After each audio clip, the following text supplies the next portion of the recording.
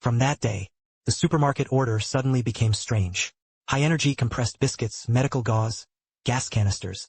These are the things that usually collect dust. Suddenly, people bought box after box.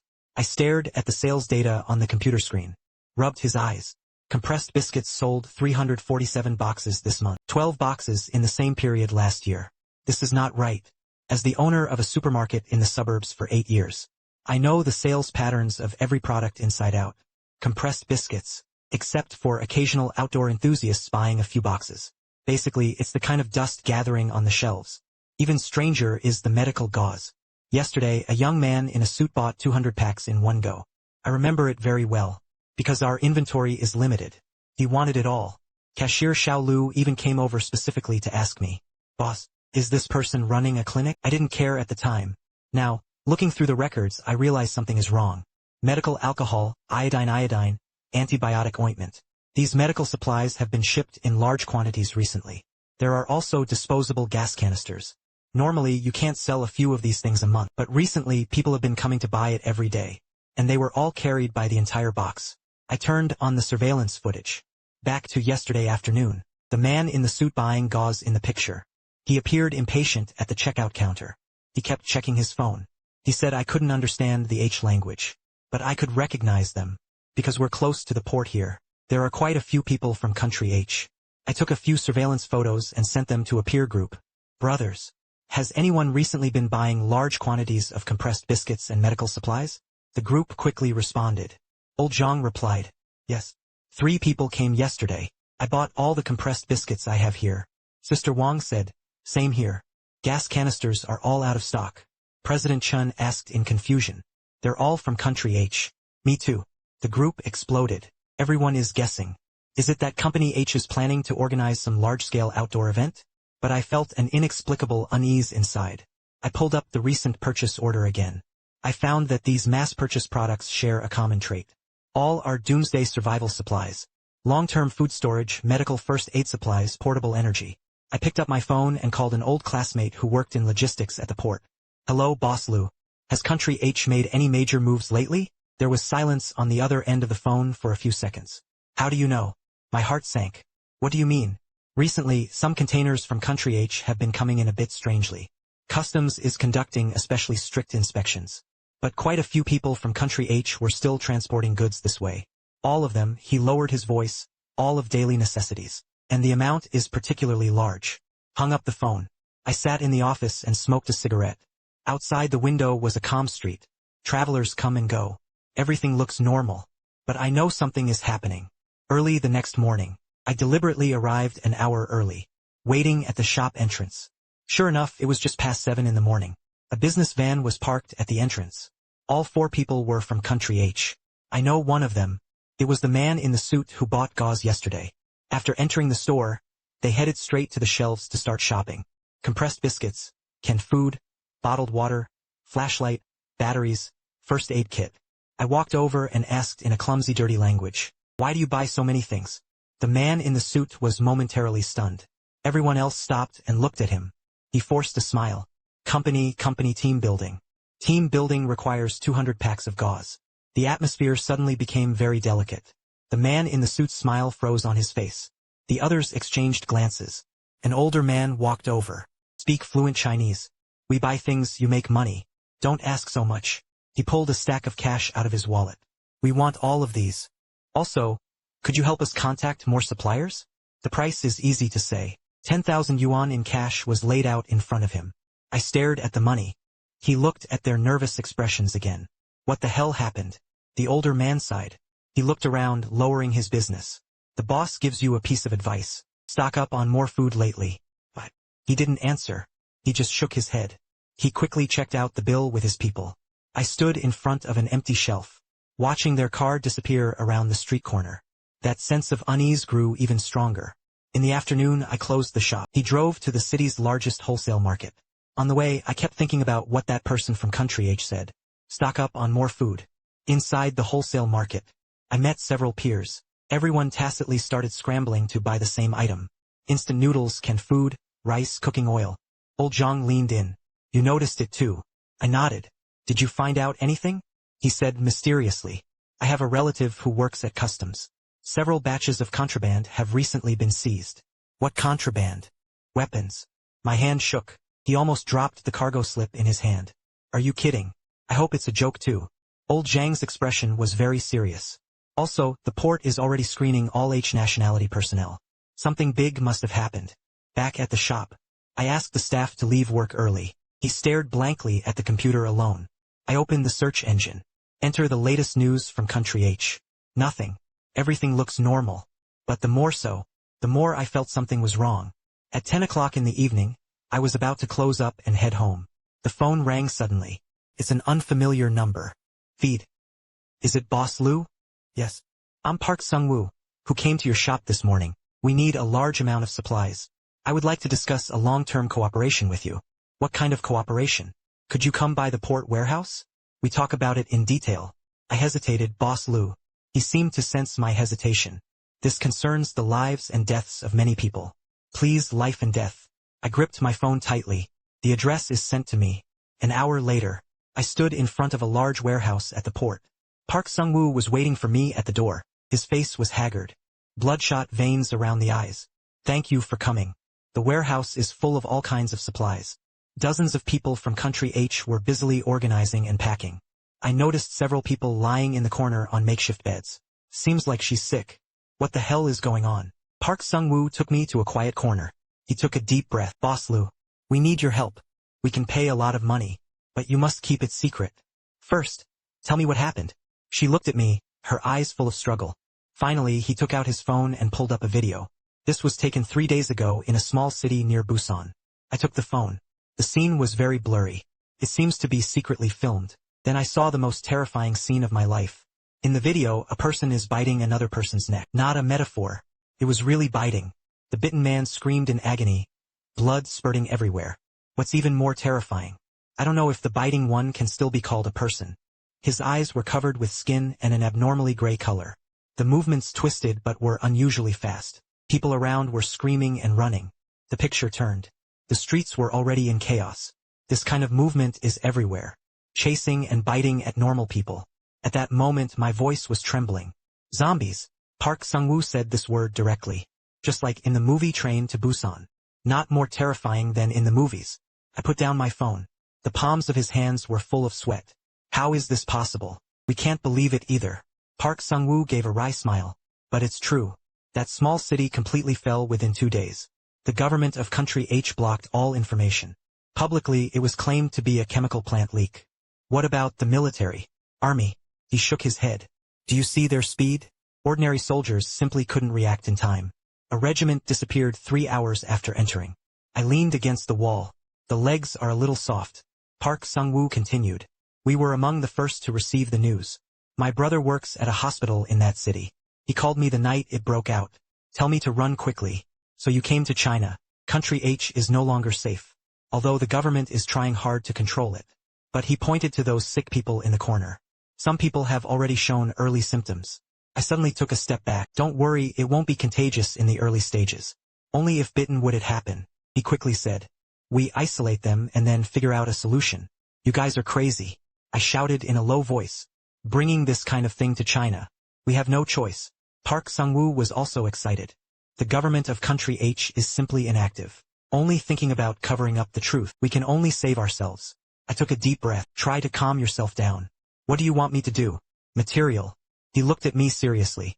A large amount of supplies. The more food, medicine, and fuel, the better. You are preparing to build a shelter here. It's not just us. Park Sung-woo pointed to the warehouse. There are more than 300 people here.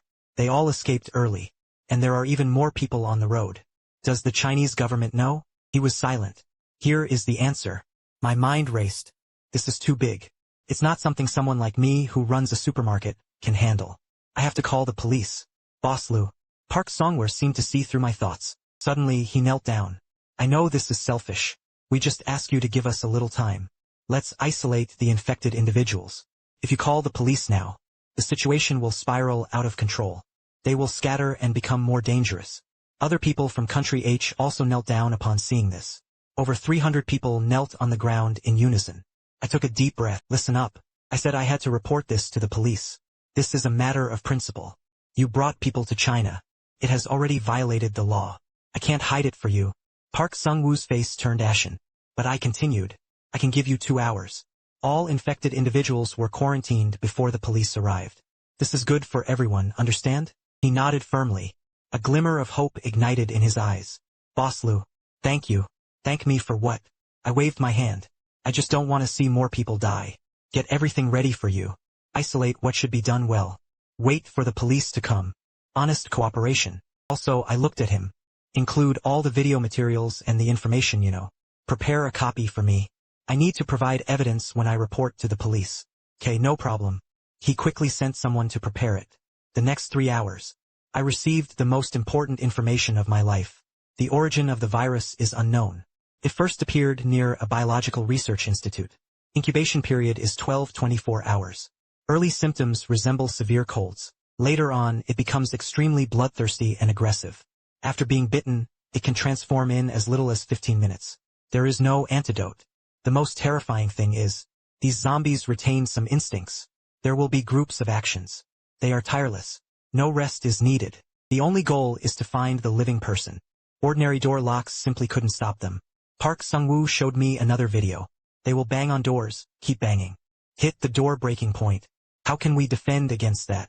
Metal security doors can last for a while. But it's best to hide in basements or high-rise buildings. They don't use tools. His ability to climb stairs was also limited. He also taught me many post-apocalyptic survival skills. How to purify water sources. How to store food long-term. How to make improvised weapons. How to determine if a place is safe. And the most important point, Park Sung-woo said seriously, don't trust anyone. In the apocalypse, people are scarier than zombies. At 2 a.m., I left the warehouse. Park Sung-woo gave me a hard drive. Contains all the video materials. As evidence for reporting to the police. On the way home, my hands kept shaking. But I knew I had to do the right thing. Hello, this is the 110 alarm center. I have something urgent to report. I tried to keep my voice calm. At the port, a group of people from country H had illegally entered the country. Moreover, some of them were infected with a very dangerous zombie virus. Sir, please be clear. What virus? I took a deep breath, similar to rabies, but it was even more frightening. The bitten person becomes extremely violent and attacks others. I have video evidence. There was silence on the other end of the phone for a few seconds. Sir, you're sure you're not joking? I know it sounds ridiculous, but what I said was true. I gave him the information and the exact location. He also left his contact information. Hung up the phone. I don't know if they will take it seriously. After all, this kind of thing really does sound like a fairy tale. But I did what needed to be done. Next, it all depends on how the police handle it. I thought about it again. What if the police don't take it seriously? What if they think it's a prank? I turn on my phone. Find the number for the mayor's hotline. He called again. The same content was repeated once. The other party's reaction was similar to 110. Half believing, half doubtful, he said he would send someone to verify. I sat in the car and smoked a cigarette. Everything that needs to be done has been done. But the unease in his heart did not fade. When time is needed, what if something happens during this time? I made a second decision. Anyway, I have to protect my family first. If all this is true, I looked out the car window at the quiet street.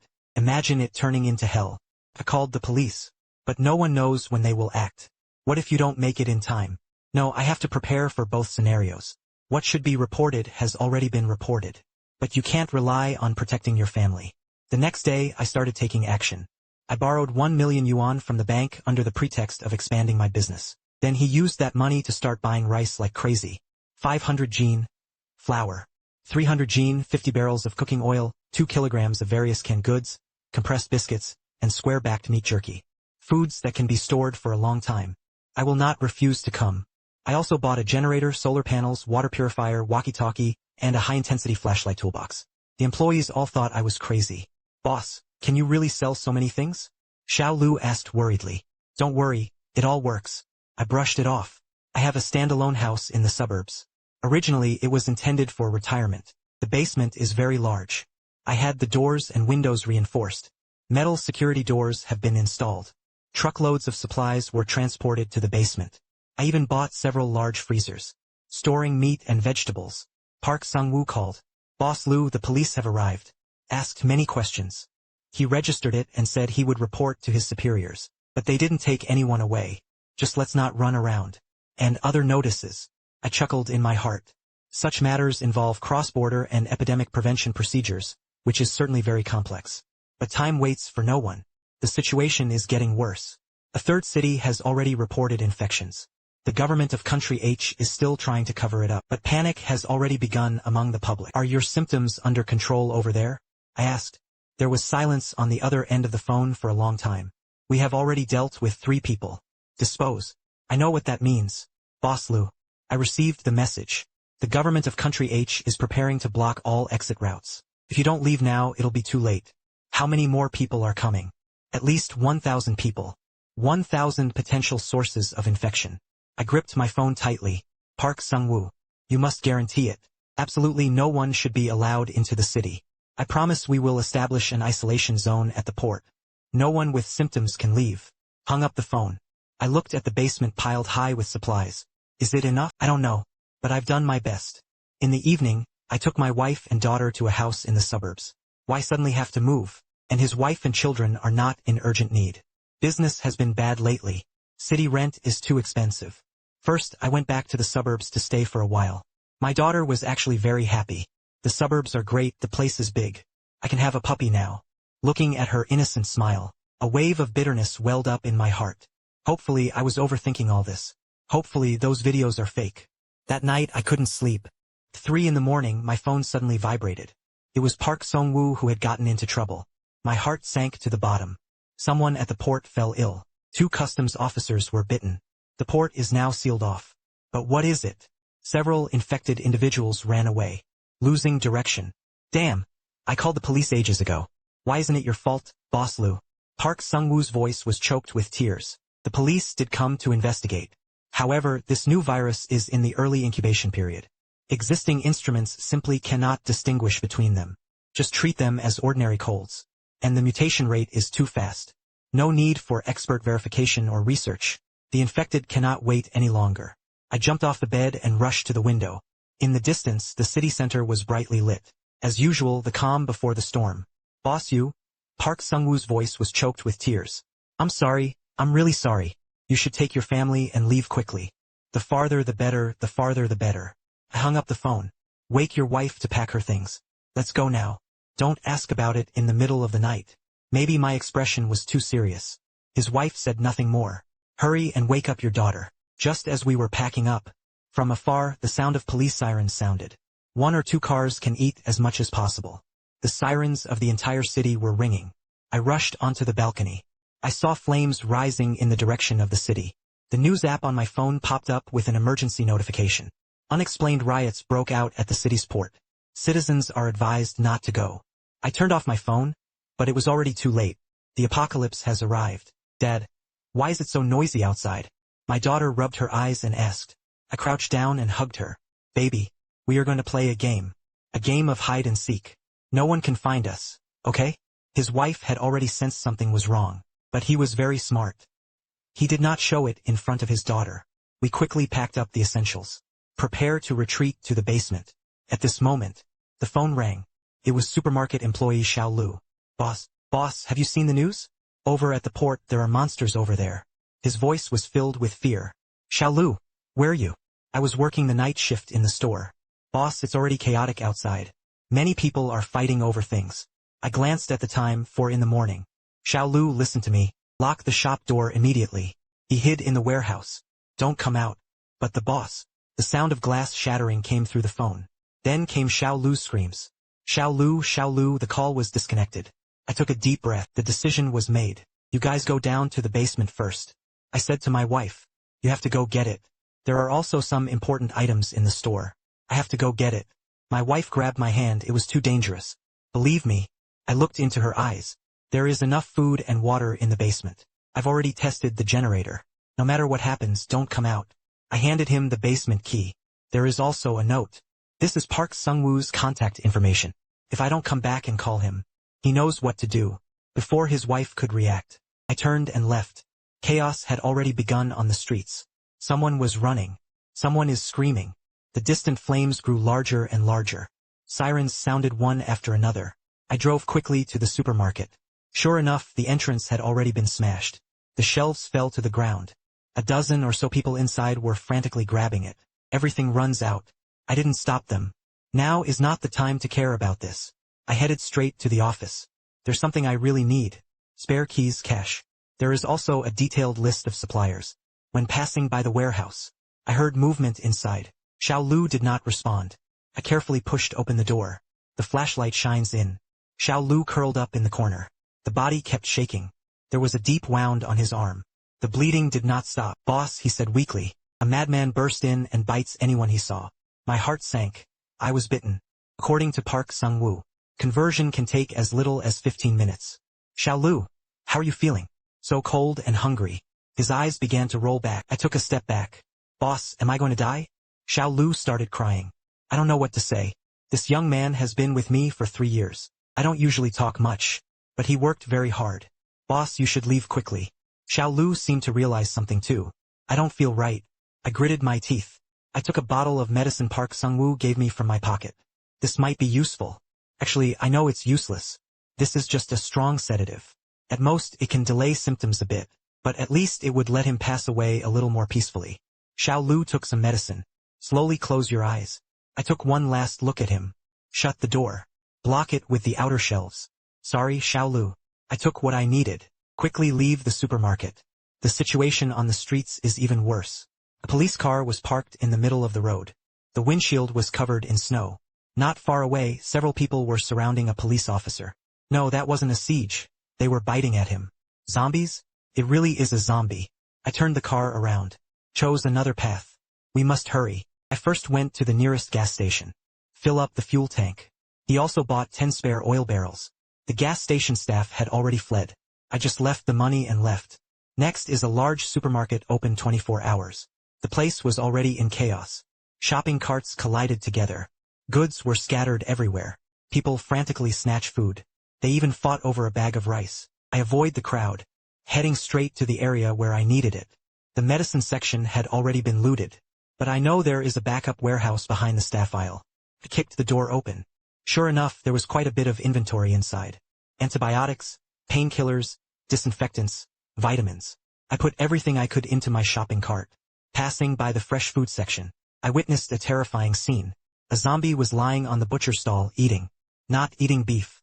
Instead, it was eating people. Several customers nearby were terrified. But the exit has already been blocked. Walk through the staff tunnel. I shouted. The survivors woke up like a dream. Follow me and rush toward the back door. The zombie heard the sound and looked up with its head. I ran wildly with my shopping cart. A scream came from behind. Some people haven't run it. Zombies rushed out of the supermarket. I threw things into the car. Continuing to the next stop, hardware stores. It's relatively quiet here. After all, most people think of food. Instead of tools, I bought a chainsaw, axe, hammer, nails, wire, and rope. Anything that might be useful. The boss knows me. Boss Lu. This is in the middle of the night. What are you going to do? Renovation, I said casually. He looked at me suspiciously. But for the sake of the money, he didn't ask further. The final stop is the wholesale market. This area has not yet been affected, but the air was already filled with unease. Some well-informed wholesalers have already started loading goods onto trucks. Prepare to evacuate. I found several familiar suppliers. Old Wong, how much rice and flour do you still have in your warehouse? Old Lu, why are you here at a time like this? Old Wong was surprised. Don't ask. I want as much as I want to pay in cash. Seeing the stacks of bills I pulled out, Old Wong's eyes lit up. There are still 3 tons of rice in the warehouse. I want 2 tons of flour. There are also oils, seasonings, and canned goods. What are you going to do? Refugee camps were opened. I didn't answer. Keep listing. Other suppliers saw this and also gathered around. Everyone is a businessman. Just make money. He won't ask too much. Took 2 hours of tossing and turning. I have ordered a massive amount of supplies.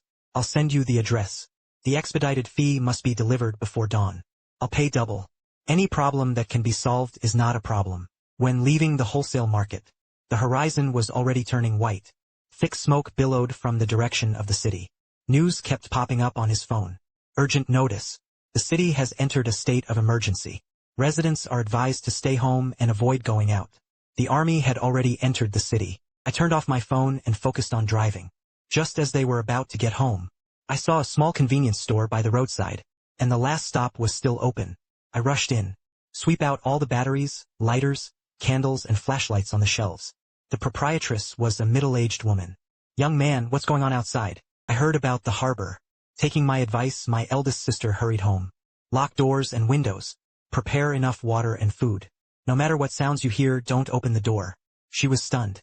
I left the money and turned to leave. Back home, my wife and daughter were waiting for me in the basement. See me come back safely.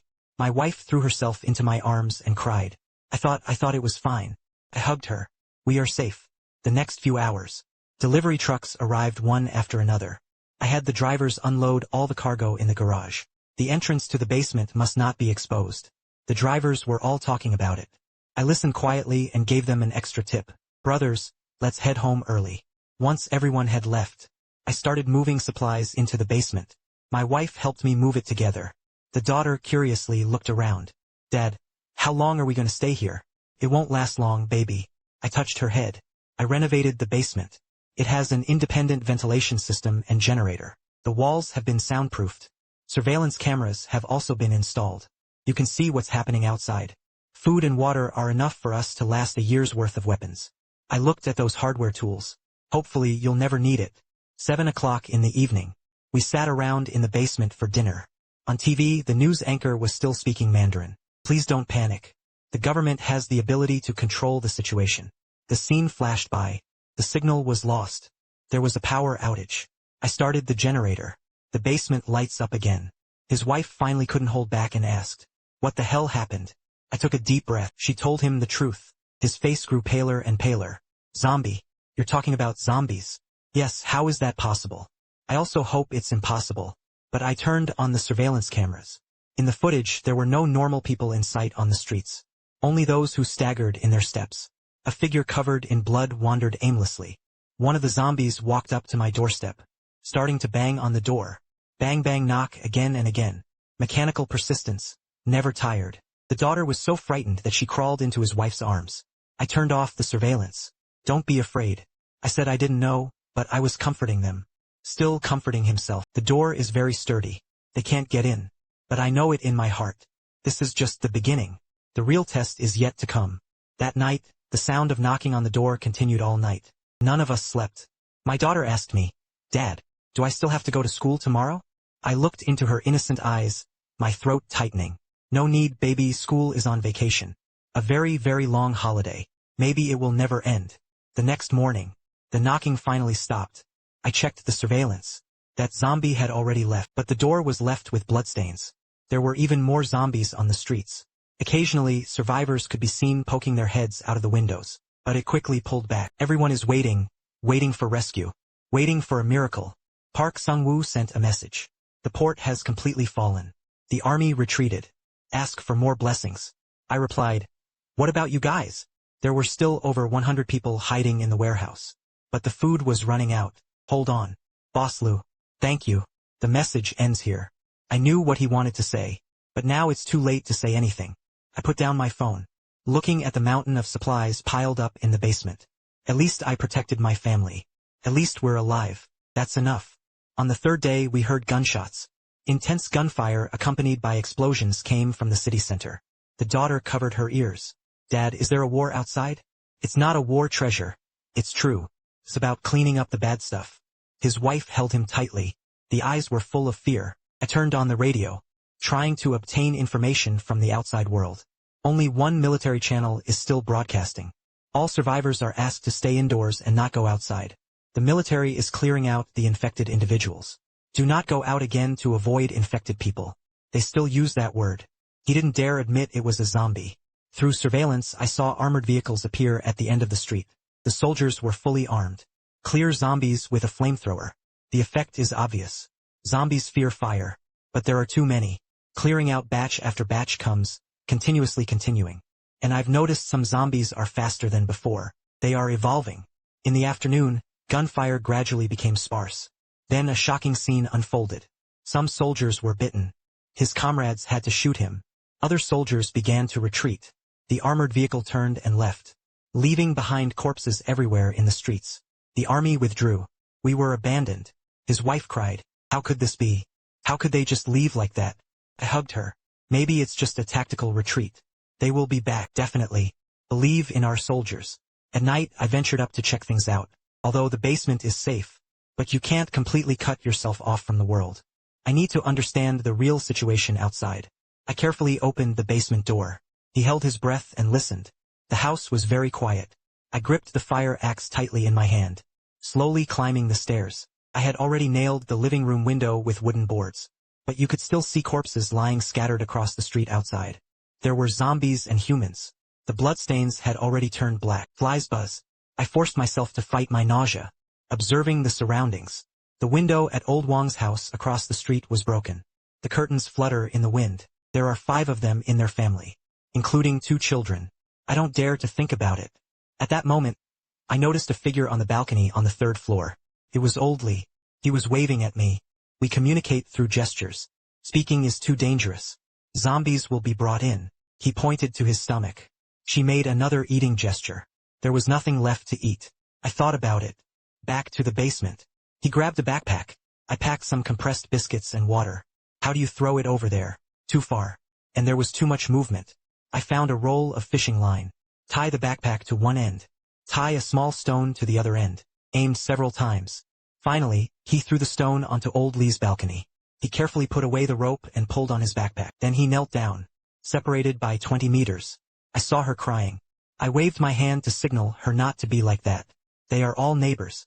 Help as much as you can. Back to the basement. My wife asked worriedly, what about outside? Not very good. I'll tell you the truth. But we are safe. Can you contact others? Your parents, my dad. I shook my head.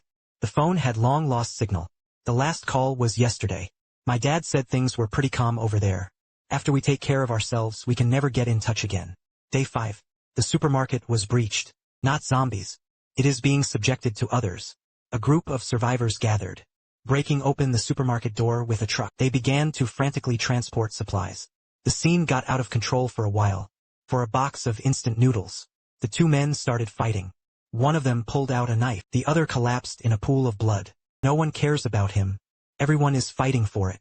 In the chaos, someone knocked over a shelf. The loud noise attracted the zombies.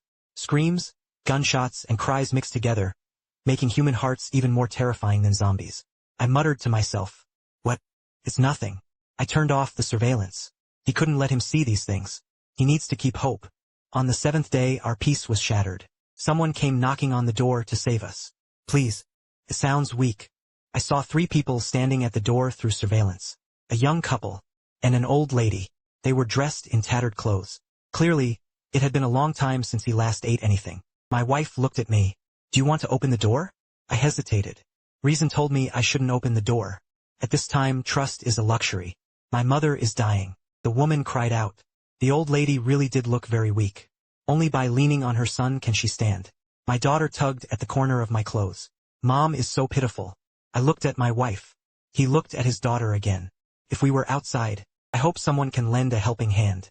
You step back a little. I said through the door. I opened a crack in the door. Hand out some water and food. Thank you. The woman thanked him in tears. Let's go quickly. But the man spoke up. We have nowhere left to go. Please let us go inside and hide for a while. Just one night. I'm sorry. I steeled myself. I also have family to protect. Just as they were about to close the door, the old lady suddenly spoke. Guy, I get it. But listen to me. The troops in the south of the city are establishing a safe zone. They organized an evacuation. In 3 days they will come to this area to pick up people. Safe zone. How do you know? The old lady took out a walkie-talkie from her pocket. My son used to be a communications officer. This is the military channel. He turned on the walkie-talkie. Intermittent sounds came from inside. Area B is cleaned up. Zone C is expected to establish quarantine points the day after tomorrow. It really is the voice of the military. I was moved. Where is the specific location? South City Gymnasium. The old lady said. But the road is dangerous. Everyone needs to look out for each other. I understood what he meant. Exchanging intelligence for shelter. I turned to look at my wife. He nodded gently. All right. I opened the door. But follow the rules. They came in, thankful beyond measure. I took them to the guest room and stayed here. The basement is a restricted area. Don't get close. Understood. Food and water were prepared for them. The old lady looked a bit better. You were really well prepared. He said meaningfully. I didn't answer. At dinner, everyone sat together. From their conversation, we learned. The man's name was Chen Yong. The woman is called Xiaomei. The old lady was Chun Yong's mother. They originally lived downtown. He escaped on the very night the outbreak occurred. I've been wandering these past few days. They survived by scavenging food from trash bins. Xiaomei cried. Watching your neighbor turn into a monster with your own eyes. Watching my friend get bitten to death. Chun comforted her again. The old lady was quite calm. This is what it means to sacrifice one's own child in the apocalypse. He looked at me. Lad, why are you preparing so well? Good luck, I replied vaguely. He smiled. He didn't chase me further. Couldn't sleep at night. His wife was sound asleep beside him. My daughter was also sleeping soundly. But I always feel uneasy. At 3 in the morning I quietly got up. I want to check the doors and windows. Passing by the guest room, he heard voices inside. Mom, are you sure he has a lot of supplies in the basement? It was Chun Yong's voice. Didn't you see the food he gave us? All new. How could ordinary people get so much inventory? The old lady said. Let's not rush yet. Get to the bottom of the situation first. They are a family of 3. We were also 3 people. Really start moving. It might not be my heart sinking to the bottom. Sure enough, Park Sung-woo was right. In the apocalypse, people are scarier than zombies. I quietly returned to the bedroom and woke my wife. Mouth moved to tell him they have a problem. My wife's face instantly turned pale. We must strike first. At 4 in the morning I made my decision. We can't wait until dawn. We must act now. I quietly woke my wife. He was told to hide in the basement with his daughter. The innermost safe room. There are separate door locks and ventilation systems. They also stored 3 days' worth of water and food. If anything was wrong, they locked the door. No matter who shouts, don't open it. I whispered softly in his ear. My wife nodded tremblingly. He picked up his sleeping daughter. I picked up a fire axe and a hammer. If you want to act, it must be fast, precise, and ruthless. But just as I was about to act, suddenly, a commotion erupted outside. Through the gap in the curtains, I saw a dozen or so people appear on the street. Leading the way was Xiao Lu. No, I saw him get infected with my own eyes. Looking closely, it was another employee from Xiao Zhang's supermarket. Behind him were supermarket employees and some familiar faces. Not good. I rushed into the basement. Fast forward. Safety room. The wife picked up her daughter and ran. At this moment, the sound of glass shattering came from upstairs.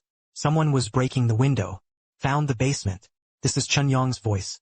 They know the location of the basement. I helped my wife and daughter into the safe room. Lock the door with your backhand. No matter what happens, don't come out. Husband. My wife cried and grabbed me. Believe me. I pried his hand away. He turned and rushed out. At the entrance to the basement, Chun Yong was coming down with a few people. Seeing the room full of supplies, their eyes were red. Boy, how much does this have to be? Getting rich is no longer ours. Old Chun Yong saw me and showed a proud smile. Boss Lu, a wise man who understands the times. Even your whole family couldn't finish all of these. Better not to let him finish speaking. The fire axe was smashed straight down. He dodged to the side. But the people behind him weren't so lucky. Blood splattered. He did it. The battle began. Basement space is limited. Having too many people actually hinders his performance. I held the stairwell and held the pass alone. But there are too many people. I chopped one down. 2 more surged up from behind. His arm was cut once. Blood flowed. He also took a blow to his leg. I can't hold on. At this moment, screams came from outside. A monster is coming. Run. Zombies. The shouting, the banging on doors, and the sounds of fighting attracted the zombies. The person who rushed into the basement tried to escape, but I was blocking the stairs. Those trying to get in were desperately pushed inside by zombies. The scene was completely chaotic. I took the opportunity to retreat behind the supply pile. At the basement entrance, people and zombies are mixed together. Screams, roars, and cries all blended together. Blood stained the stairs red. A zombie pounced on Chun Yong. She bit down on his neck. His screams were especially piercing. Xiao Zhang tried to run but was pushed down by someone behind her. Then they were overwhelmed by a swarm of zombies. Just a few minutes. More than half of the invaders were killed or wounded. The rest scattered and fled. But there are too many zombies. The streets were packed with darkness. There were at least hundreds of them. They smelled blood and gathered around. I pushed him to the door of the safe room. Ensure the safety of his wife and daughter. Zombies began to swarm into the basement. They stepped over the corpses and walked down. Let out a deep roar. I gripped the axe tightly. This was a do-or-die fight. The first zombie charged forward. I split his head open with my axe. The second, the third. I can't remember how many I saw. My hands were already numb. just swinging the axe mechanically. But there are too many. Kill it endlessly. Just as I was about to give out, an explosion came from upstairs. Someone detonated the gas tank. The massive shockwave knocked me to the ground. Ears buzzing. Everything before my eyes blurred. Flames shot down from the stairwell. The house caught fire. The zombies fear fire and start retreating. But we were also trapped. The smoke grew thicker and thicker. No, I have to leave. I got up and kicked open the door to the safe room. Hurry, we have to go. The wife rushed out holding their daughter and headed toward the back door. There is an emergency exit in the basement leading to the backyard. I opened the way in front. His wife followed closely behind. Push open the back door and outside is hell too. Zombies and corpses were everywhere. The house is on fire. Smoke billowed. Follow me. I was carrying an axe. Choose a direction with fewer zombies and rush over.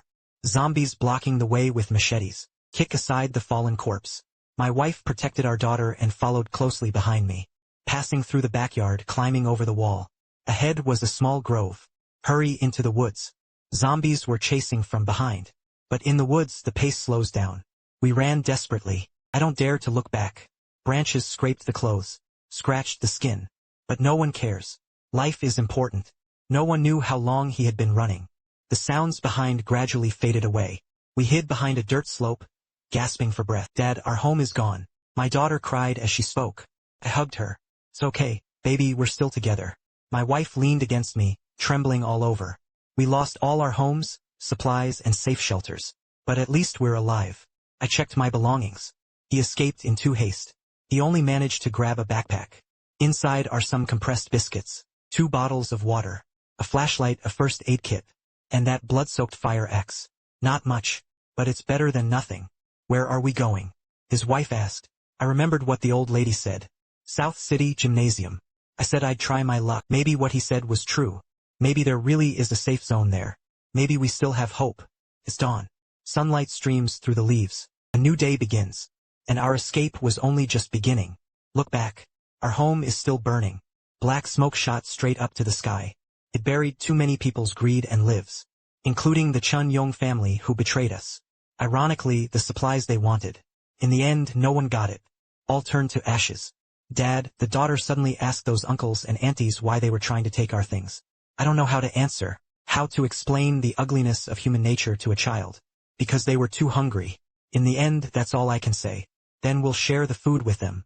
Wouldn't they just turn into monsters? Childish words are unscrupulous. But he was right.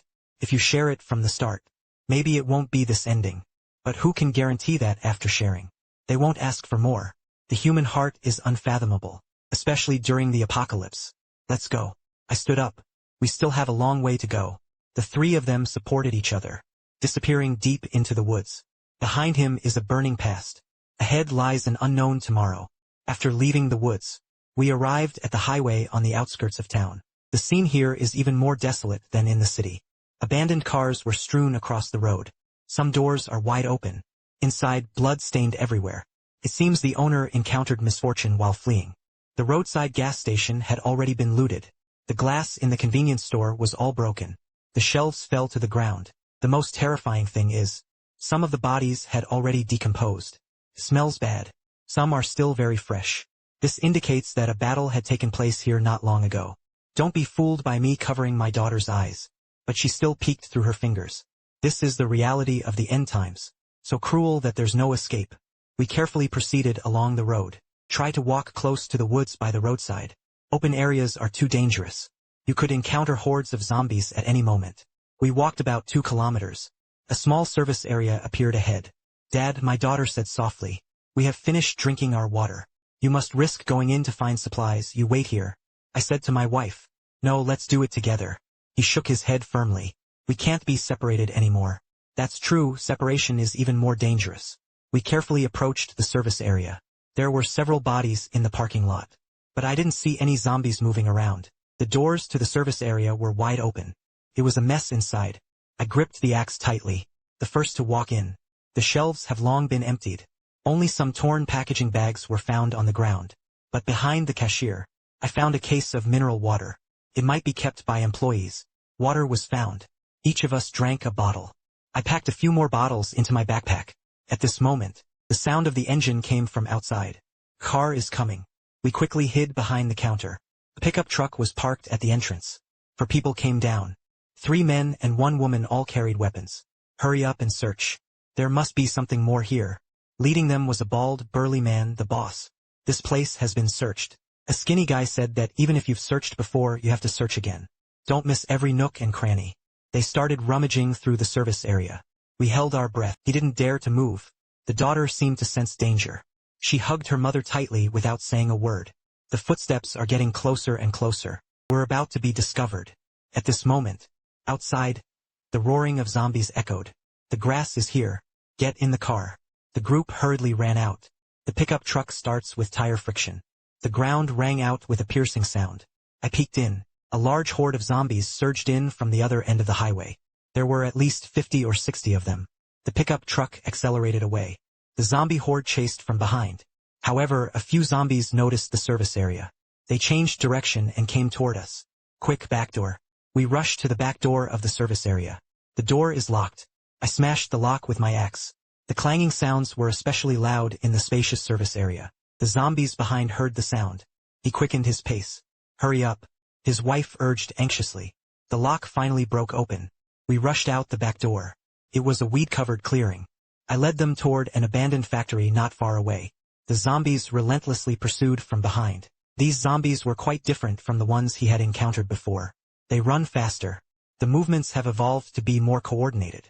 The factory doors were tightly shut. We circled around to the side. A broken window was found. Go in first. I lifted my daughter. Let him crawl in first. Then came the wife. I'm the last to climb the window. Just landed. The zombie's hand reached in. Gray-white arms scratching their nails wildly at the window. Scraping the glass, making a harsh sound. Go inside. The factory is very large. Abandoned machines and junk were everywhere. We found the stairs in a corner. Went up to the 2nd floor. The 2nd floor is the office area. There are several separate offices. We hid in the innermost room and locked the door. Finally, it's safe. Temporary, Dad. Will those monsters come up again? My daughter asked quietly. No, baby. They are clumsy climbing stairs.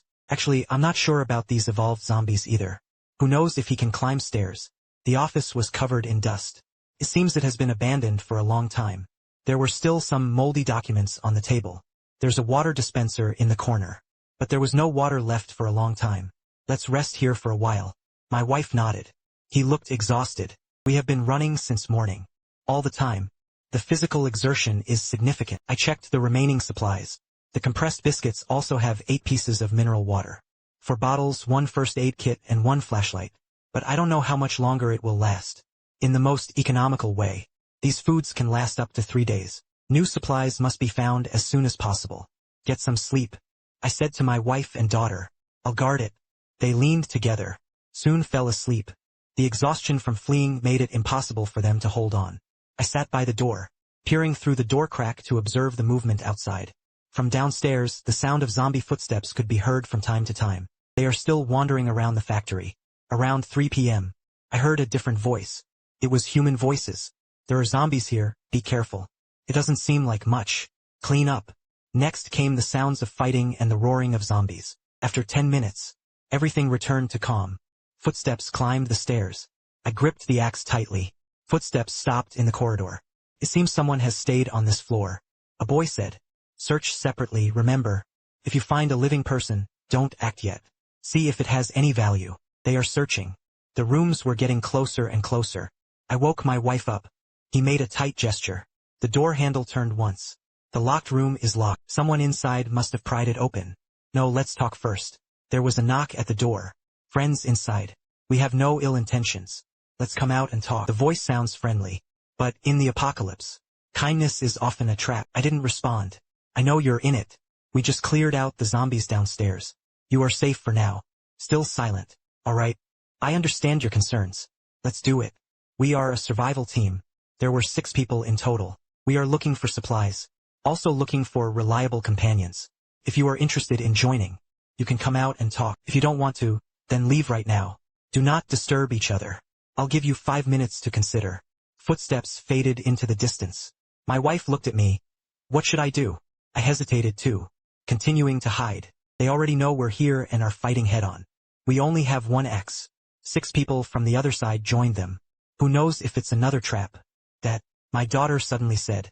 That uncle's voice didn't sound like a bad person. Childish words are unscrupulous. But sometimes a child's intuition is very accurate. I took a deep breath. The decision was made. Let's go out and take a look. But remember, stay vigilant. Open the door. 3 people stood in the hallway. Leading the way was a man in his 30s. And always possesses the appearance of refined culture. Wearing glasses. Hello. He stretched out his hand.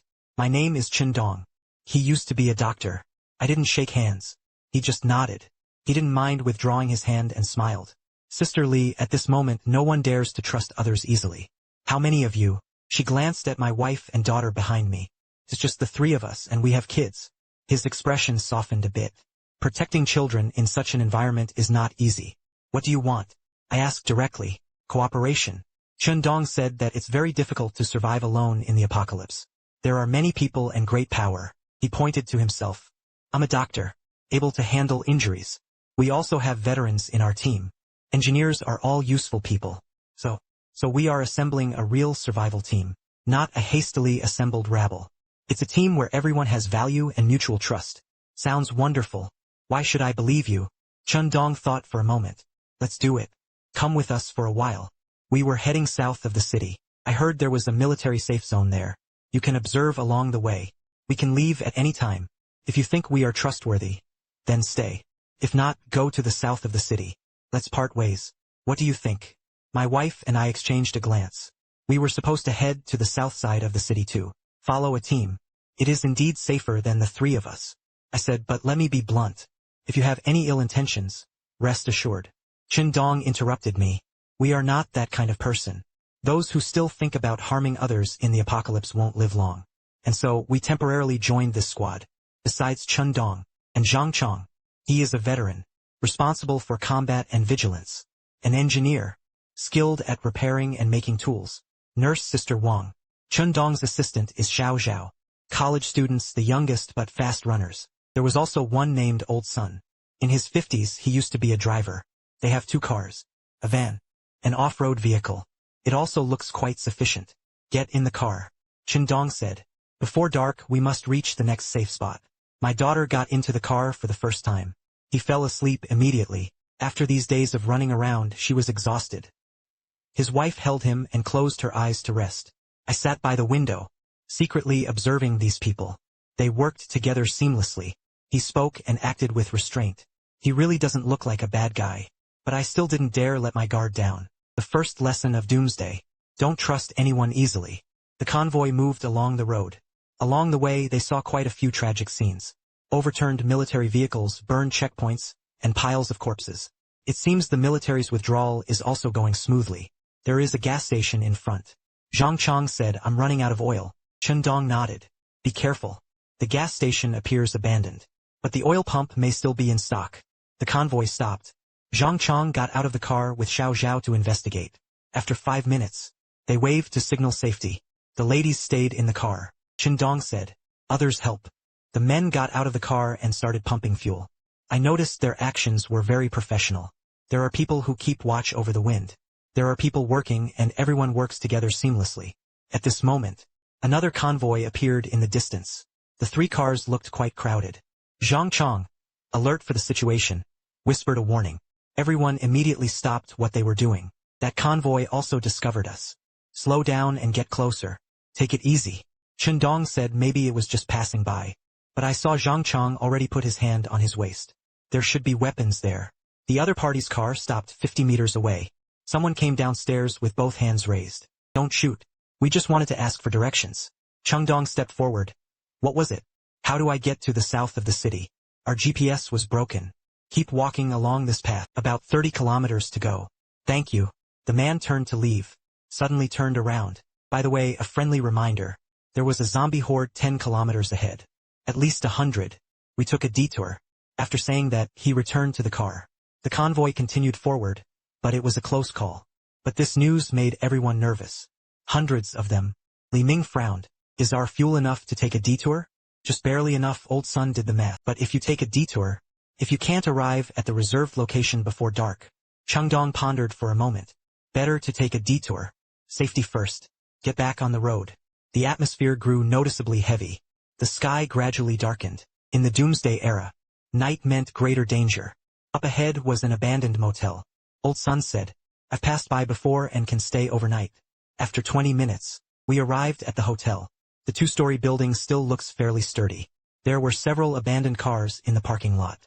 But no zombies were seen. "First, investigate." Zhang Chong led Xiao Zhao inside. 10 minutes later they gestured. "Safety."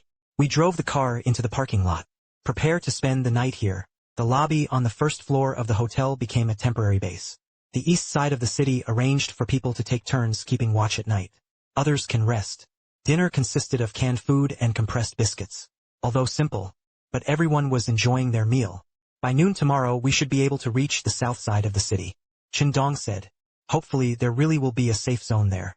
"There will be." Sister Wang comforted her. "The government will not abandon us."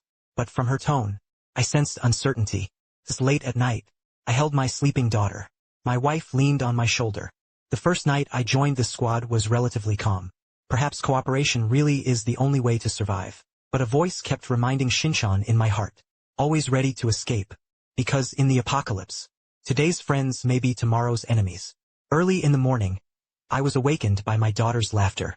He was playing origami with Xiao Zhao. This college student is very good at coaxing children. He broke all kinds of small animals to cheer her up. "Dad, look at the paper rabbit," brother Xiao Zhao folded. Looking at her daughter's long-lost smile, my heart softened. She had been through so much these days. It was rare to be able to relax like this. Sister Wang will distribute breakfast to everyone. She warmed up the can. I even made some coffee. "Come on, drink something hot." She handed me a glass. The aroma of coffee is invigorating. How long has it been since I last enjoyed such simple beauty? Chen Dong was studying the map. "According to the information provided by the convoy from last night, we need to detour through this mountain road. The road conditions might not be great, but it can avoid hordes of zombies. The mountain road is not easy to walk, especially vans." Old Sun frowned. "Just drive slowly." Zhang Chong said, "It's better than running into hundreds of zombies." Everyone started packing up and got ready to set off. I noticed Li Ming fiddling with something in the corner. "What are you doing?" I walked over and saw a simple alarm. He didn't even look up. "Made with batteries and bells. Place it around at night while sleeping.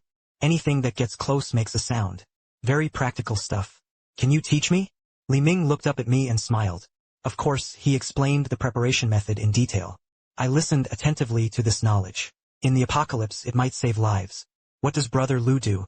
he asked casually. "He runs a supermarket." No wonder he suddenly understood. I said, "You look like a prepared person." I didn't answer. After setting out, the mountain road was indeed difficult to walk. The road is narrow. On one side is the mountain wall. On one side was a deep valley. In some places there were even falling rocks. Old Sun drove very carefully. Our pace has slowed down a lot. Around noon, the convoy stopped to rest. Everyone got off the car and held an event. Jingu also addresses physiological needs. The daughter took Xiao Zhao to the roadside to pick wildflowers. "Don't go far," I reminded. "Got it, Dad." Watching their backs, Wang Jie walked over. "Your daughter is so cute. Even at times like this, the sister can still protect the child." His tone carried a hint of emotion. "My son." He didn't finish speaking. I didn't ask either. In the apocalypse, everyone has a past they don't want to mention. "Actually, I quite envy you," Sister Wang continued. "At least her family is still around." At that moment, Zhang Xiang suddenly shouted, "A car is coming." Everyone immediately became alert. A jeep drove up from the foot of the mountain, moving very fast. The car stopped next to us. The window rolled down. It was a middle-aged man, his face full of exhaustion. "Brothers, there's trouble ahead," he said. A group of robbers took the only path. Survivors who specialize in robbing passing by. "Bandit." Chen Dong frowned, armed with about 20 or so people. The man said, "We just escaped from there. 2 brothers died. Is there another way?" "No, or you either go back the way you came, or force your way in." With that, he started the car and drove away, leaving us staring at each other in confusion. "What to do?" Li Ming asked. Retracing the same way was too far. Old Sun said, "The oil isn't hard enough to break through." Zhang Chong touched his waist. "Our firepower." Chen Dong fell into deep thought. At that moment, I, who had been silent all along, finally spoke. "Maybe negotiation is possible." Everyone looked at me. "What the robbers want is nothing more than supplies. We divided a portion of it for them to exchange for passage. What if they want it all?" Sister Wang was worried. "Then he had to fight desperately." I said, "But at least try first." Still better than going straight to the big strong. Chen Dong nodded. Reasonable. Zhang Chang, what do you think? You can try it. Zhang Xiang said. But prepare for the worst. Get back on the road. The atmosphere was clearly tense. Half an hour later, we saw several cars parked across the road. More than 20 people were scattered around the roadblocks. Indeed, they all have weapons. Our convoy slowly stopped. The other party immediately surrounded him. Get out. Everyone get out of the car. Leading the group was the scar-faced man. Fierce gods and evil spirits. Chen Dong was the first to get out of the car. Raise your hands. Take it easy. We were just passing by. Passing by. Scarface sneered. Thinking about leaving all the supplies behind. All Chengdu spells. So how do we survive? That's none of my business. Let's do it. Chen Dong tried to negotiate. Supplies. We will divide you in half. Everyone had to survive. I said it all. Scarface interrupted him. Otherwise just go die. Other robbers also raised their arms. The situation is bad. Just as tensions were drawn, an accident happened. Suddenly, the roaring of zombies echoed through the valley.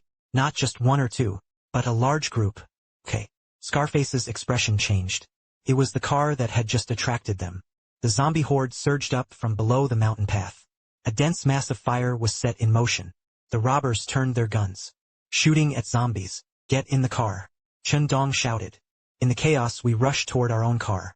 But Xiao Zhao ran a step too slow. A robber caught him. Help us hold the line first. Let him go. Zhang Chang rushed over. The scene was completely chaotic. Zombies and robbers, our three sides are locked in chaos. Gunshots, screams, and roars filled the air. I shielded my wife and daughter and hid behind the car. Dad? Brother Xiao Zhang. The daughter cried out. Through the car window, I saw Xiao Zhao being pushed toward a horde of zombies. Zhang Chang desperately tried to save her, but several robbers blocked the way. Just as Xiao Zhao was about to be knocked down by zombies, he unleashed the power to survive. He rolled away with a roll. Then they desperately ran toward us. Chen Dong started the car. We jumped into the car. The engine roared. The van crashed through the barricade and rushed out.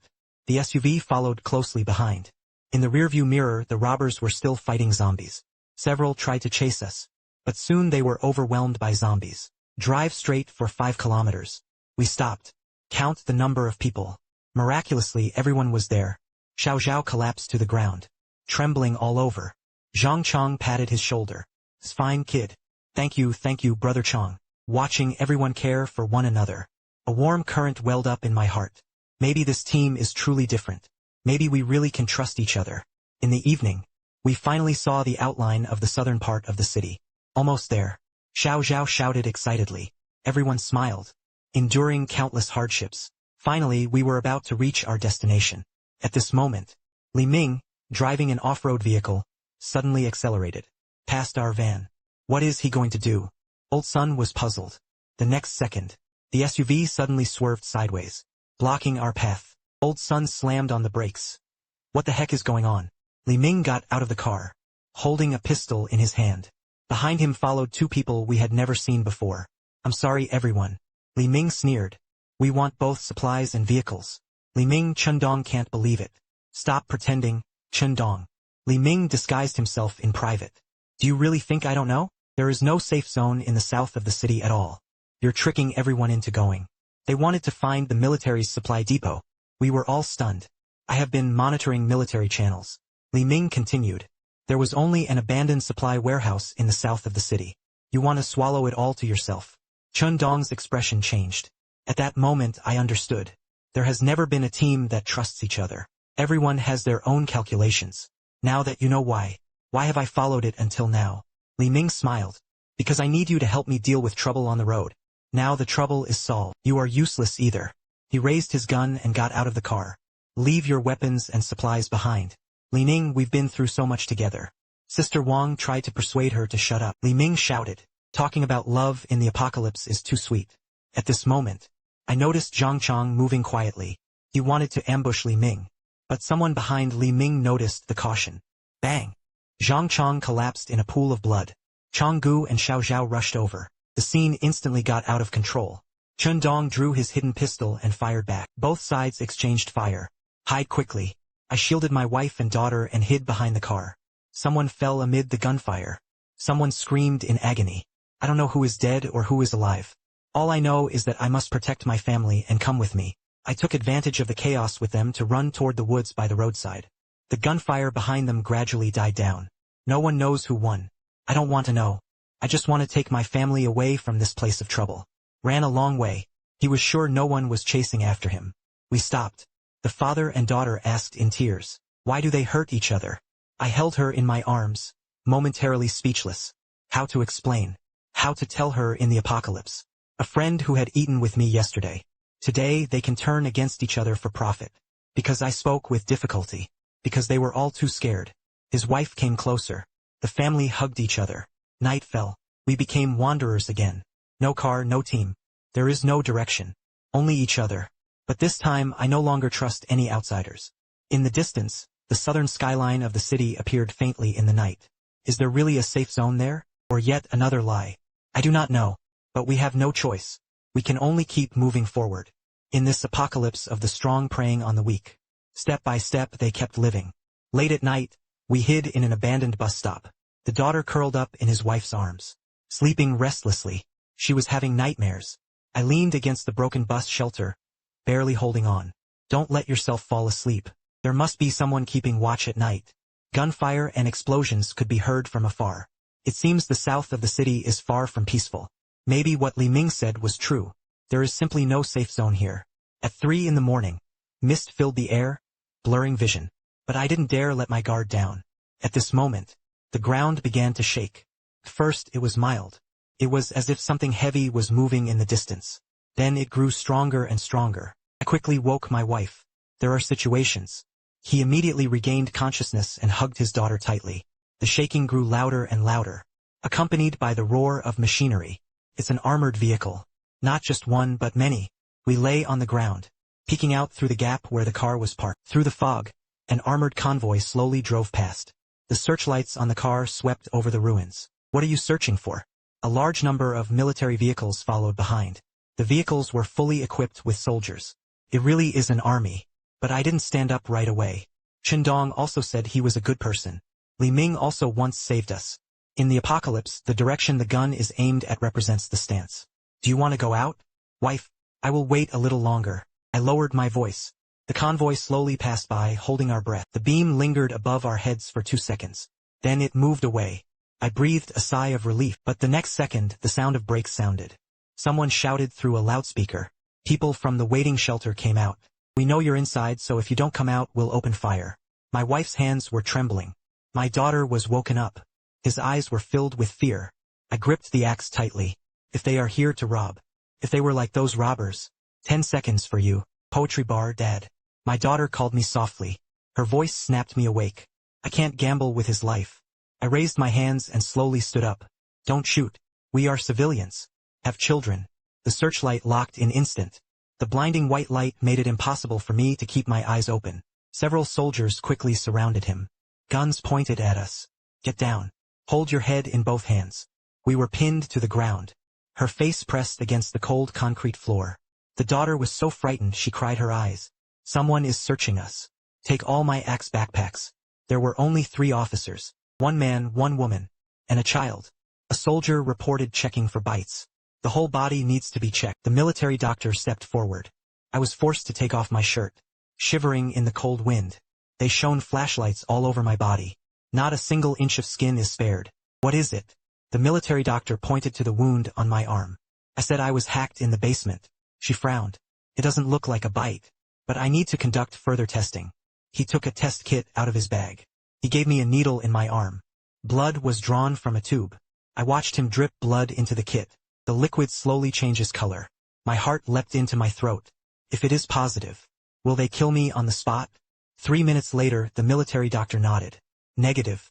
His wife and daughter were also tested one after another. All negative. An officer walked over. She looks to be in her 30s. The eyes were bloodshot. Where did you come from? From the north, our home was destroyed. Who destroyed it? Zombies and even people. He glanced at me. No further questions were asked. Why come to the south of the city? I heard there was a safe zone. The officer exchanged a glance with the other soldiers.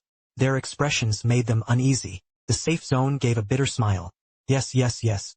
But it's not as wonderful as you imagine. He turned to the soldiers. Take them to the car. Send them to the quarantine site first.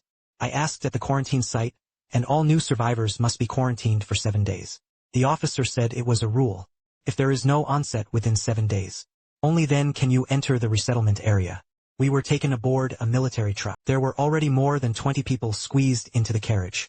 They were all survivors who had just been rescued. Someone is crying. Someone was spacing out. The air was thick with sweat and fear. The car drove half an hour to the so-called quarantine shop. It is an abandoned factory. Barbed wire was stretched all around. Soldiers stood guard at the gate, armed with guns. After getting off, we were assigned to different areas. Men on one side, women and children on the other. I want to be with my family. I said, a regulation is a regulation. The soldier replied coldly, if you are all fine in 7 days, naturally we will reunite. The wife held their daughter, looking at me through the crowd. Tears welled up in her eyes. But she didn't cry. I was taken into a large warehouse. Inside is a thin layer of straw. Dozens of men crowded together. Someone was coughing. Someone was groaning. Someone was fighting in the corner. No one cared about a spot near the window. I found a secluded corner and sat down. Hold your knees. Is this the safe zone? It's not what I imagined. Nothing happened on the first day. The food was cold steamed buns and a small bowl of thin porridge. Water is supplied in limited quantities. The toilet is an open-air pit. The stench filled the sky. The next day, someone began to fall ill.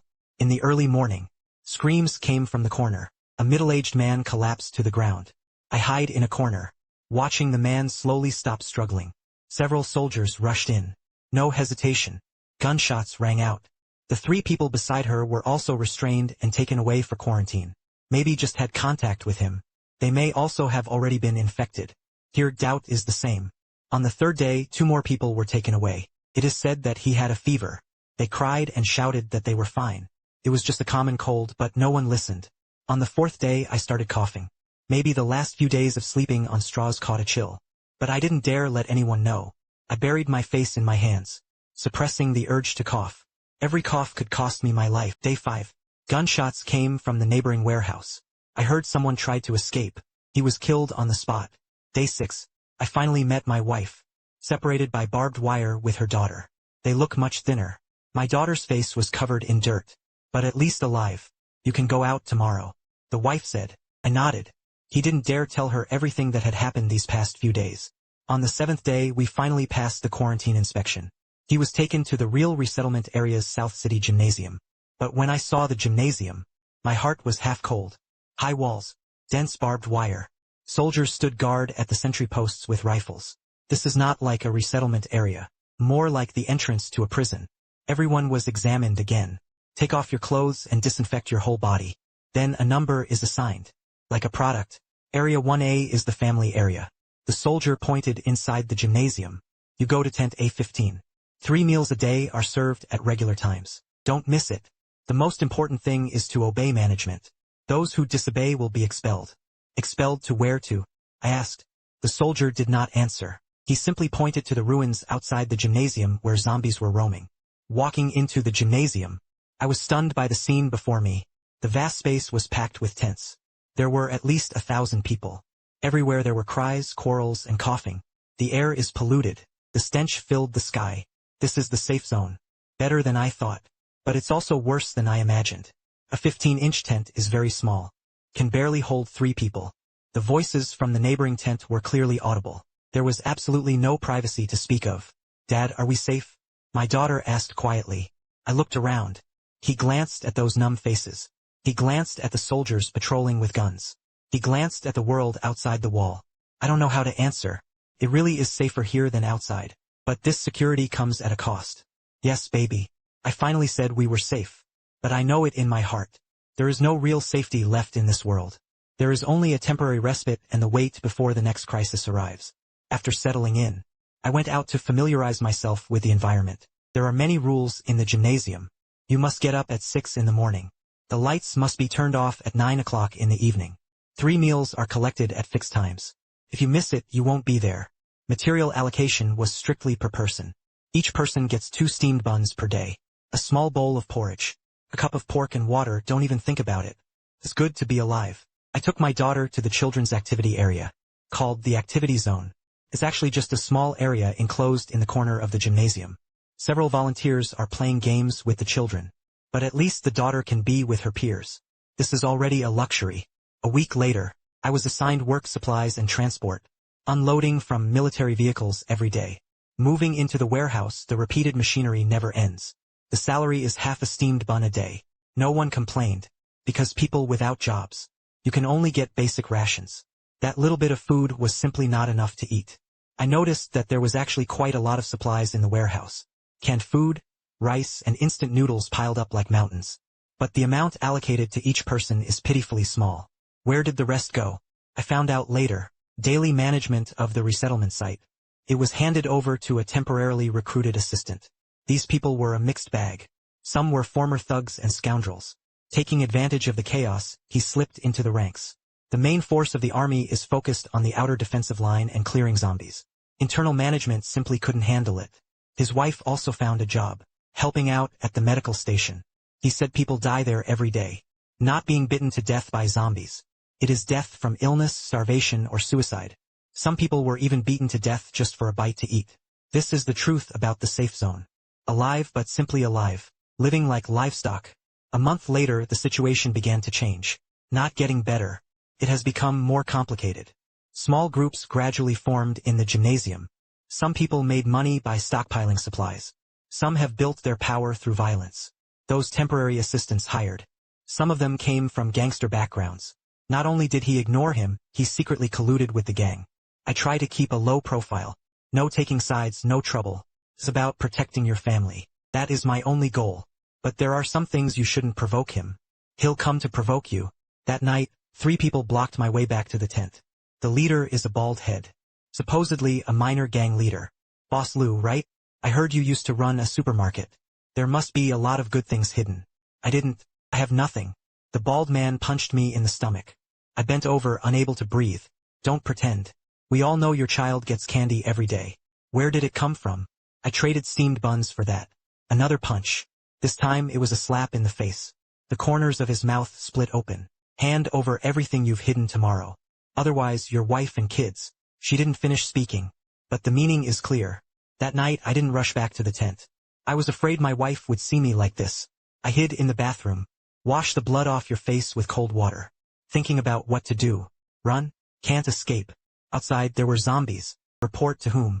The soldiers were all fighting outside. The assistant steward inside was actually in the same group. You can only rely on yourself. The next day I found Bald. Hand him the last bit of compressed biscuit you hidden. And a few candies from my daughter. She smiled with satisfaction. It would be better if this was the case earlier. From now on, pay a protection fee every week. I promise no one will touch you. I nodded. There was no resistance. Because I knew that resisting here was only a dead end. Back to the tent. My wife asked me what was wrong with my face. I said, I fell. He didn't believe it. But he didn't press further. My daughter asked me for candy. I said I was done. The disappointment in her eyes was so intense it tore my heart apart. This is the end. Not zombies. The most terrifying thing is the human heart. Another 2 weeks passed. The resettlement site welcomed a new leader, Wang Xiaoming, with the rank of colonel. It is said that the higher-ups have specially sent them to restore internal order. The first thing he did upon taking office. They were to thoroughly investigate those coordinators. The bald guys group had all been arrested. 3 heinous criminals were executed in front of everyone. From today, he said as he stood on stage, there is only one rule here. The rules of the state. Who would dare to oppress the common people? This is the end. No matter what clothes you wear, what armbands to wear. The audience was silent. The second thing. He reorganized the distribution of supplies. They thoroughly investigated all the canned rice that the assistants had embezzled. Sent to every tent. Our rations have doubled. He even personally led patrols. The original temporary auxiliary management system was completely abolished. Military personnel will manage it directly. Those who take advantage of the chaos will either be dismissed or sent to the outskirts to repair fortifications. He also organized a rebuilding team. Volunteers can receive additional compensation. There is also the opportunity to move into a new residence in the urban area. I raised my hand, not because I trust him, but because if one day this place also falls, I need to know the road outside. You need to prepare an escape plan in advance. In the doomsday era, hope is a luxury, and I have learned to stop believing in hope. The store opened, but the prices are outrageously high. The wealthy can buy meat. Ordinary people can only chew on steamed buns. The school is also in preparation. Priority is given to admitting children from families involved in reconstruction work. My daughter works at the supply station. The first batch qualified immediately. Colonel Wong said that the faculty and staff are well prepared. All children can attend school. I reopened the supermarket. The scale is small. There are only 3 rows of shelves. But on the blackboard at the entrance, I still wrote that sentence. Our store has an emergency supplies section. Feel free to inquire. Because I know it could all end at any moment. The army is still here. But no one knew how long they could hold out. The virus is still there. I wonder if it will make a comeback. People's hearts remain greedy, selfish, and untrustworthy. One evening a year later, I stood at the entrance of the supermarket, watching the people come and go on the street. It looks no different from before the apocalypse. But I know. Everyone packed a few extra packs of compressed biscuits in their backpack. Every family's storage room stocked several more buckets of water. Everyone harbors the same fear in their eyes. We survived. But that night will never pass. The daughter ran over. Dad, today is the composition class. The teacher asked us to write down our wishes. What did you write? She thought for a moment. I wrote about hoping there would never be any more monsters. Then the teacher said the wish was good. But classmates next to me laughed at me, saying I was childish. I crouched down and looked into his eyes. You're not childish. You're clearer than they are. He didn't quite understand. But I still smiled. That night, I dreamed again of Xiao Lu's pale eyes. Dreaming of Chun Yu's screams before death. Dreaming of countless twisted faces. Dreaming of that burning night. When I woke up, it was already light outside the window. His wife was still asleep. My daughter was sleeping too. Breathe steadily. I lay on the bed, listening to the distant crowing of roosters. This is the morning of the new world. It looks calm. But I know this peace could be broken at any moment. So I want to live. He wanted his family to live. Not for hope, just for the next disaster.